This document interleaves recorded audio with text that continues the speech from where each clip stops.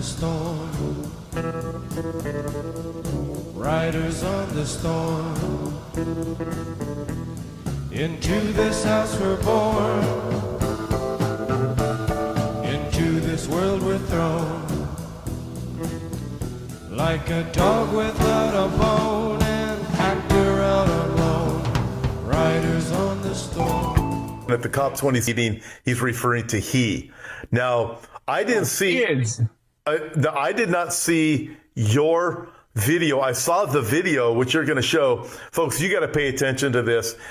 Now pay close attention, because this is something that I want you, all of you students, Bible students especially, pay attention to, right? Okay, here we go. Required.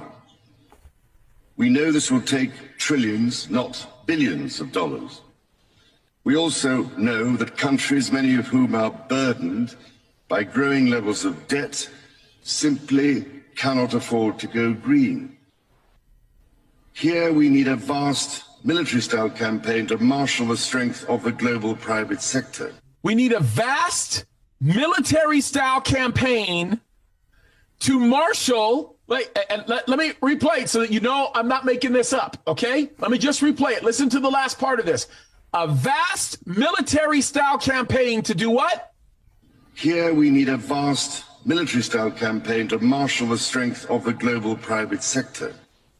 A vast military-style campain to marshal the strength of the what? Global private sector. Yes. Isn't that? So we're going to basically utilize the mechanisms that have been deployed by private industry to move a cashless society forward. Now, watch what he says, because this gets really significant. Watch this. With trillions at his disposal.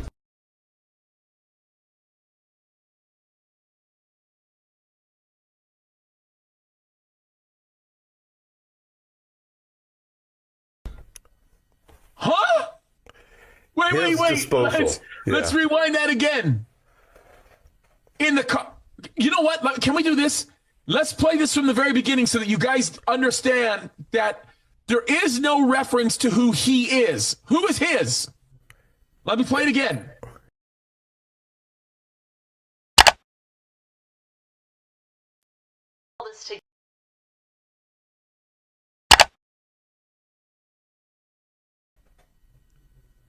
Renewable and sustainable.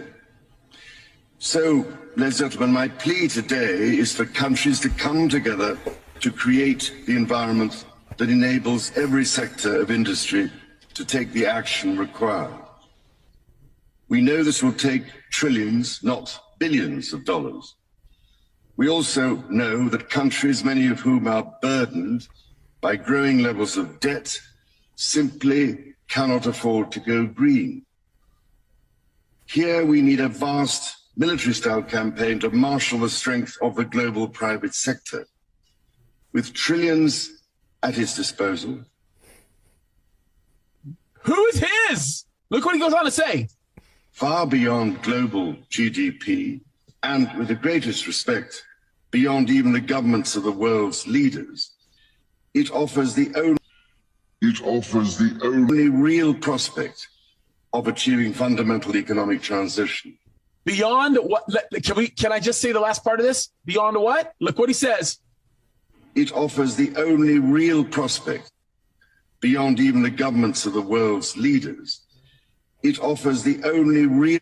Beyond the governments of the world's leaders. Yeah. So his disposal. So, folks, this is absolutely remarkable. And I guarantee you, he said this on purpose. He's reading his notes. Who do you think told him to say this? This was not a fluke. And by the way, there's only a few guys that have been yelling about this. Me, Tom, Andy Woods, a few others. And you know what they've been doing?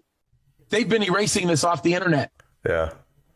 This is absolutely remarkable to understand the days that we live in. Okay, so we talk about from Daniel, from Book of Revelation, from various passages, there's going to be a global system. It will rise out of Europe. and they will crown their leader, and it will be a he. It won't be a she, it'll be a he. And the book of Revelation calls him Antichrist or beast. We would commonly refer to him as Antichrist. He's against Christ. He's going to be the most powerful leader the world has ever known. The book of Revelation tells us, Revelation chapter 13, that nobody can make war with him. Who can stop him? Absolutely nobody. What does Prince Charles say? Everything that you just heard. This is remarkable day. Folks, we live in incredible days. Did you know that Prince Charles, I believe he's very likely going to be taking the throne of England soon? Oh. Did you know that? God help us. I know there's been a lot of conversation about it. He bro. probably is. He probably is. So, but I mean, you look at this, he's got, hey, listen, he obviously is talking about someone. He's talking about someone that's a man. He's talking about someone that nobody knows who he is yet. He's the most powerful man in the world. More powerful is he than all of the global leaders combined. Yep. Hello. Revelation 17, the 10 kings give their power and authority to the beast. Bro, he's saying that the leaders who rule these government conglomerations are not enough. They're not sufficient.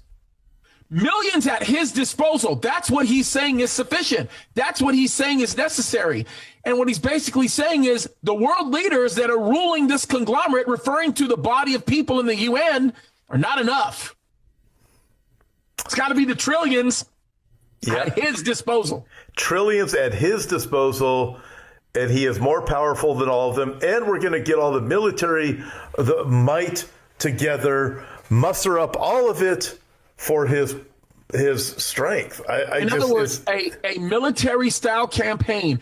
A military-style campaign means we're going to force this. You don't like what you say? It cuts you off. You don't do this?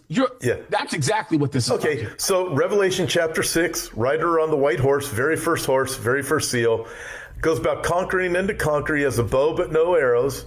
In other words, he has military strength, the bow, but he doesn't use it. But what does he do? He conquers, he subdues, he destroys by rules and regulations and crushing. That describes the rider on the white horse, everything that you just saw in that video. Doesn't it?